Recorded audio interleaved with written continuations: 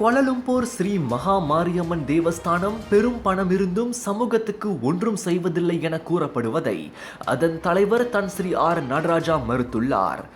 தேவஸ்தானத்தின் மீது இது போன்ற குற்றச்சாட்டுகளை அள்ளி வீசுவோர் முதலில் ஒன்றை புரிந்து கொள்ள வேண்டும். ஸ்ரீ மகா மாரியம்மன் தேவஸ்தானம் நீதிமன்ற ஆணையின் கீழ் செயல்படும் ஒரு ஸ்தாபனமாகும்.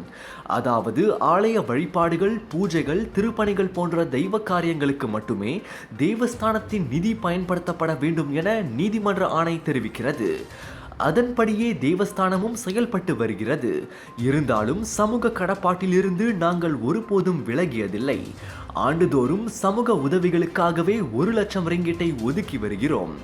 இவ்வாண்டு இதுவரையில் மட்டுமே 84,691 ரிங்கிட்டை சமூக உதவிகளுக்கு வழங்கியுள்ளோம். உயர்கல்விக்கூட மாணவர்கள், சிறுநீரக சுத்திகரிப்பு சிகிச்சை தேவைப்படுவோர் உள்ளிட்டோருக்கு அவ்வுதவிகள் வழங்கப்பட்டன. ஆனால் குறை கூறுவோரின் கண்களுக்கு அது தெரிவதில்லை என தன் ஸ்ரீ நடராஜா சொன்னார். இன்னொன்று, அவர்கள் நினைப்பது போல் பணம் கோடிக்கணக்கில் கொட்டவில்லை. நாங்களும் சில சமயம் நன்கொடைகளை பெற்றுதான் ஆலய பணிகளை செய்து வருகிறோம். குறை கூறுபவர்கள் குறை கூறட்டும்.